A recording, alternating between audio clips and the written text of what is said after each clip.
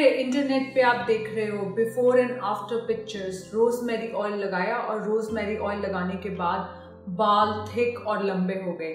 आज की वीडियो में मैं यही डिस्कस करूंगी कि हमें रोजमेरी ऑयल लगाना है या नहीं लगाना है और किसको लगाना है। जो भी कंटेंट क्रिएटर्स होते हैं ना, चाहे यूट्यूब पर है, इंस्टाग्राम के ऊपर है, उनको मार्केटिंग टीम बोलती है कि आप रोजमेरी के ऊपर वीडियो बनाओ तो आपका वीडियो ऊपर जाएगा, क्योंकि एक ट्रेंडिंग टॉपिक है। जनरली मैं ट्रेंडिंग टॉपिक्स को ज्यादा डिस्कस नहीं करती हूँ, ना ही मुझे कोई ट्रेंडिंग टॉपिक्स के बारे में बताता है। बट जब ये पागलपन इतना फैल जाता है कि मेरे खुद के घर पे आ जाता है, तब मैं सोचती हूँ कि इसका वीडियो बनाती हूँ। तो आपको रोजमेरी ऑयल लगाना है या नहीं लगाना है।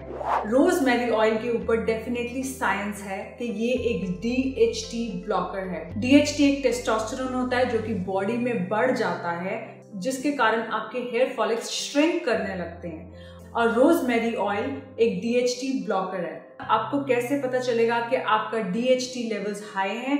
आप टेस्ट करवा सकते हो, या आपको कोई ना कोई सिम्टम होगा, जैसे कि एक्नेस है, पीरियड्स में प्रॉब्लम होती है, या फिर जो बाल हैं वो पैचेस में गिरते हैं। क्या आपके बाल पैचेस में गिरते हैं? मेरे रोज के 15 से 20 बाल गिरते हैं। जब मेरा DHT बड़ा ही नहीं हुआ, ना ही तो मुझे कोई सिम्टम्स हैं, तो मैं रोजमेरी ऑयल अपनी लाइफ में क्यों इंटीग्रेट करूं? जब मैं साइंस पढ़ रही थी रोजमेरी ऑयल के ऊपर, एक चीज मैंने इंटरेस्टिंग पढ़ी कि रोजमेरी ऑयल एक वैसोडिलेटर है।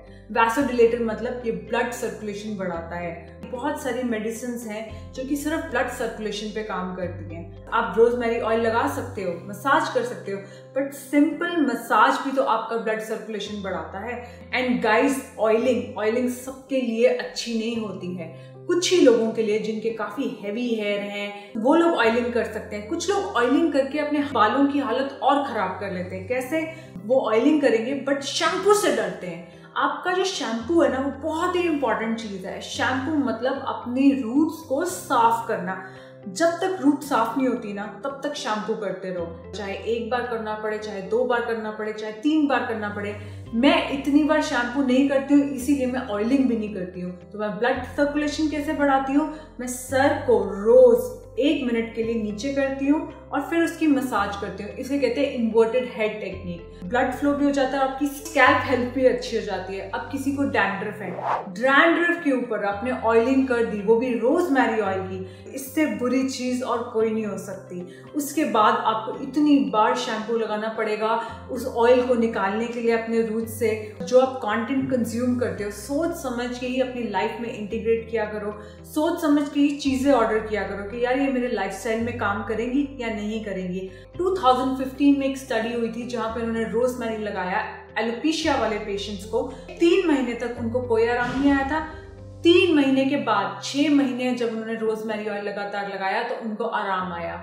जो भी आप इंस्टाग्राम के ऊपर बिफोर आफ्टर रील्स देखते हो, इसका मतलब ये नहीं है कि उनके बाल हैवी नहीं हुए, बट उन्होंने 100 तरीके की चीजें की हैं। उसमें से एक चीज उन्होंने रोजमेरी ऑयल लगाई है। रोजमेरी ऑयल के कोई साइड इफेक्ट नहीं है, बट अगर आपका आयरन लेवल कम है, आप आयरन और B12 नहीं ले रहे हो, अगर आपके हार्मोन्स मेस्ड हैं, आपने अपने हार्मोन्स को बैलेंस नहीं किया है, अगर आप इंस्टाग्राम के ऊपर रील देख रहे हो और अपने स्ट्रेस लेवल्स पे काम नहीं कर रहे हो, ये चीजें नहीं काम करेंगी। एंड हेयर फॉल का सबसे बड़ा कारण ही स्ट्रेस है। So deep breathing is way more powerful than rosemary oil.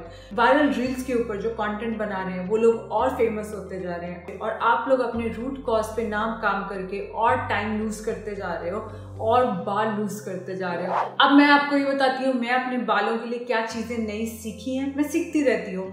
पहली चीज, शैम्पू से नहीं डरना है। पता नहीं किसने मेरे दिमाग में चीज डाल दी थी। मैं शैम्पू बहुत कम यूज करती थी। शैम्पू स्कैल्प पे लगाना है, शैम्पू बालों पे नहीं लगाना है। स्कैल्प, जब तक आपको टिप्स पे ये ना लगे ना कि पूरा ऑयल डर्ट निकल गया है, तब तक आपने शैम्पू करना है।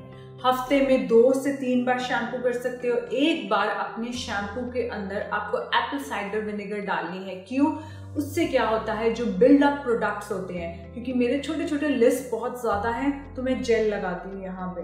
तो ये जो प्रोडक्ट बिल्डअप हो रहा है यहाँ पे, तो हो सकता है यहाँ से मेरे बाल ना लूज हो, तो इसीलिए जब मैं एप्पल साइडर विनेगर थोड़ा सा शैम्पू में डालती हूँ तो मैं यहाँ पे अच्छे से यहाँ पे मलती हूँ। ताकि वो प्रोडक्ट बिल्डअप हटे। दूसरा, मैंने थिक एंड ग्रो टेबलेट्स लेनी शुरू करी हैं। ये वो एक ऐसी टेबलेट है जो कि मार्केट ने मुझे सिखाया मेरा खुद का प्रोडक्ट लेना, क्योंकि मेरे को क्या होता है, मैं सुबह उठती हूँ, सबसे इंपॉर्टेंट है लिवर डिटॉक्स लिया, फिर B12 इंपॉर्टेंट है, मेरी शरीर में हमेशा आयरन कम रहता है, फिर क्योंकि मैं एक्सरसाइज करती हूँ तो ओमेगा 3 एंड मैग्नीशियम है। तो जो थिक एंड ग्रो है ना, वो मेरी जिंदगी में कहीं दूर है, बट अब मैंने यहाँ ऑफिस में थिक एंड ग्रो रखा है नया कि एटलीस्ट 30 दिन तक लेके देखती हूँ यार क्या फायदा होता है।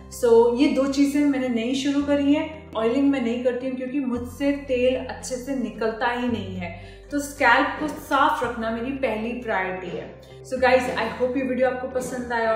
जितने भी आप प्रोडक्ट्स देख रहे हो ना, जितने भी प्रोडक्ट्स आप मार्केट में देख रहे हो, वो हो सकता है कि आपकी ब्रेकेज को कम करें और आपके बाल यहाँ तक लंबे हो जाए, बट सर पे नए हेयर फॉलिक्स को उगाना वो सिर्फ हेयर ट्रांसप्लांट से ही हो सकता है। That is the truth. I hope you like this video. इस वीडियो को जरूर शेयर करना। अपना ध्यान रखना। Take care. Bye bye.